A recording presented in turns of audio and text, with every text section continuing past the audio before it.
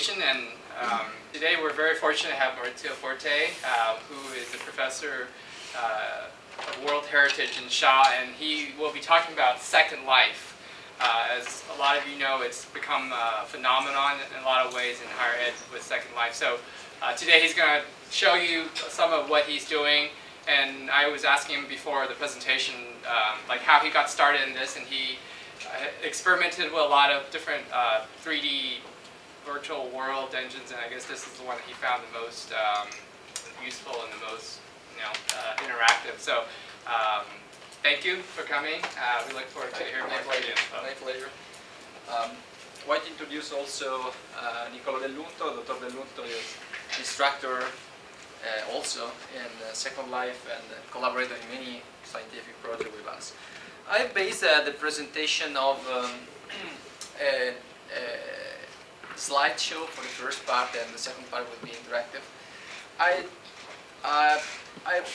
like to focus the presentation not just on Second Life as social networking, but on the capacity to transmit, to communicate information concerning the past using different collaborative environment.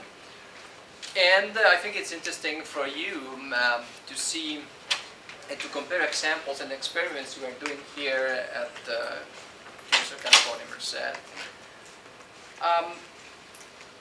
If you enjoy the experience in Second Life, but we don't discuss about how we reconstruct models, how we can validate models, I think that we miss a part of the work.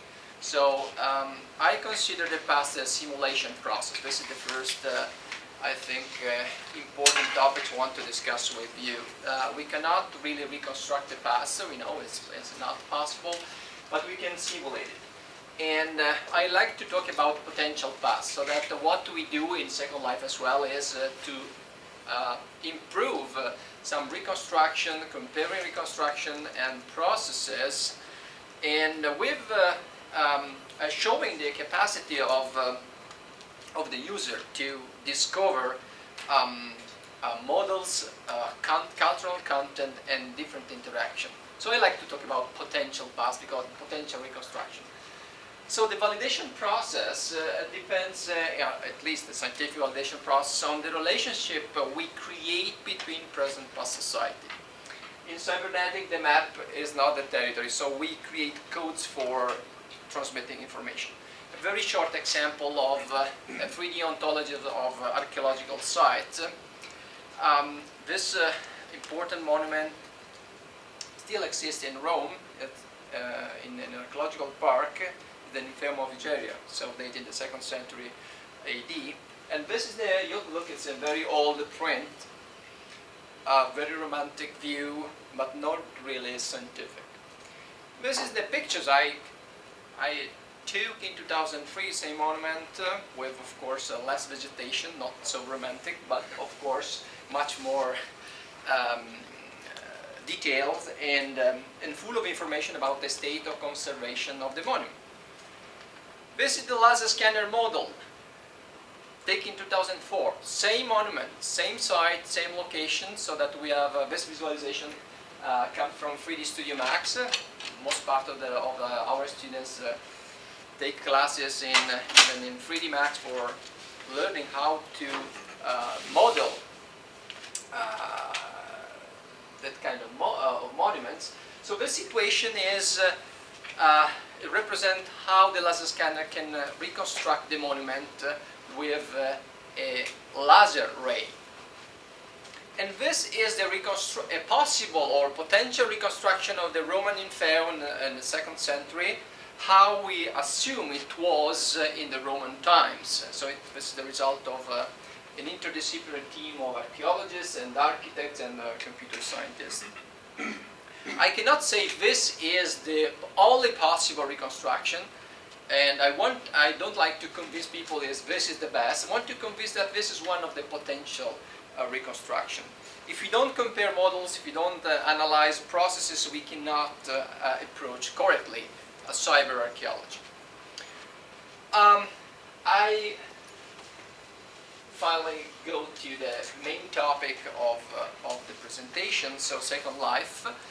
I'm delighted to inform you that this activity here was awarded by a grant, a UCCP grant, so that we received an award for that, and together we presented the result of this work 2 weeks ago in Santa Cruz, and all the committee was enthusiastic about the result of this project, but I can say that we are at the beginning of the experiment. In January 2008, as soon as I was here, moving from Italy to the middle of California, I convinced the dean to purchase a virtual island, so that the name is the Heritage Island, so UCM Heritage Island. If you want to seek the island using the engine, search engine in Second Life, you can put this name, this title. And the island is used with different purposes in different courses. It's the core of the course Cyber-Heritage, and we will use in the late part of the course on reconstructing ancient world. And it's used also in the introduction to world heritage. Our work is based on participatory learning. So what is participatory learning? It's a way to involve people through avatars, through virtual representation in a 3D cyberspace, and involving them to take action, to have feedback, to discuss, to share, to understanding different contents, and to provide also content, because this activity is not just passive but it's also active. How we can improve this activity? I think stressing the capacity of the system to host models, but also working in team. So this is one of the first, I think, important activity, and I think Nicolo can show something also later about the working team we do here. So classes they are participate not just navigating or walking, but also offering and contributing with content, 3D content. The second activity we are developing is on 3D web, collaborative environment online. And the last one, now we are at the beginning, but we already made some experiment at the power wall, a few meters far from here, so that the power wall is an immersive virtual reality system based on motion capture motion triggers, and now is able to host also virtual heritage content. I'll give you a very short overview of some project that we are developing in a collaborative environment. This is the case of an archaeological site in Oman. This is the case of Egypt. For example, here the different sphere represent a different user. So the user move the sphere inside and they can chat in 3D, and then they can of course exchange information about, for example, this kind of artifact, or this is the cloud point representing the tomb, this is the reconstruction of the tomb. Or here, like a virtual library. So it's a virtual library recreated in computer graphic where we have different users, again here represented by, in this case we didn't use avatar, we have used a sphere. So that of course we experiment in different metaphors for this kind of collaborative activities. It depends on what is the final purpose. This purpose is the interpretation, the discussion about the interpretation process in cyber-archaeology across scientific community. So it's not for, it's just for experts, not for general public. So in that case, the avatar for us is not important, but it's important the action we have in the 3D cyberspace. Here we are inside an Egyptian tomb in Luxor. What is important here in the discussion? That all the team able to reproduce, reconstitute this kind of virtual content, go to the field to take the data. So there's not just a virtual activity. We go to Egypt, we took the data by laser scanner, we bring the data here, we reprocess the data, we share the data with scientific communities, and some of them with students for training.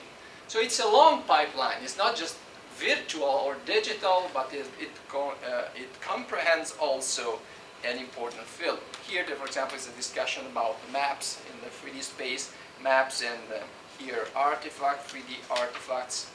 It's an archaeological site here in Oman. It's a Roman city of Korori. And again, the virtual library. So here, for example, there are users chatting in the 3D. Why I'm showing you also something out of Second Life? Because I think the future will be, I think, full of different social networks. So that now we have a big platform. You know, the Second Life has millions of users and visitors, but we expect to have more activities through collaborative environments, not just in Second Life, but also in similar kinds of environment. The case study we used in Second Life, so that if you go there, and I will with you, but if you go there, you will see that the core of the experiment was the reconstruction of the Roman villa. So it's not just a villa, it was a villa, a famous villa of the spouse of the Emperor Augustus, and the villa is, I think, a very important experiment showing the capacity to reconstruct monuments in the 3D cyberspace, but also to have some kind of interactions and learning using multimedia platform inside Second Life. For example, movies, slideshow, PowerPoint presentation, and others, so that some performances are possible inside that kind of environment. I'll give you some example of the reconstruction of the villa using computer graphics. For example, our student during the lab session start to learn how to reconstruct models. There are some of them here, for example. And this is the case of the Villa of Livia and by computer graphics. It's important to compare the different platforms because, for example, this result is not possible. This kind of rendering, graphic rendering, is not possible in Second Life because in Second Life we have to save for many reasons. Capacity, scripting, programming, models,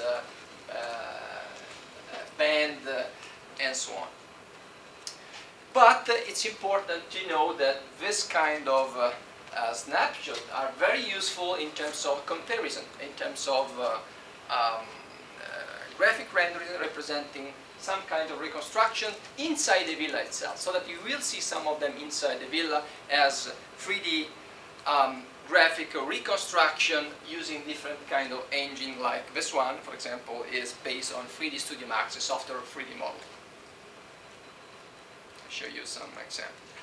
Here is the same villa inside the Power Vault, here, so that you use a Power Vault also, and Power Vault is an immersive virtual reality system in a specific room equipped here because of NSF grant. So this activity is based on a strong collaboration with the team of Professor Kalman, the School of Engineering. You know that this activity is very multidisciplinary, so it's, I think the example are you here, so that student and colleagues coming from different disciplines and collaborating together. Humanities, computer science, anthropology, philosophy, cognitive science, and so on. So this is the same villa you will see in Second Life, but with another kind of rendering, matching the requirements of an immersive system like the Power Vault is. I think that we can have maybe another experiment, if you like, in the close future in the Power Vault, so that we can continue our discussion in the Power Vault, so that we can compare different outputs. How we reconstruct the past using a network, a 3D networking system like Second Life, another collaborative environment, another immersive system. We share the same data, but between different platforms and different graphic outputs.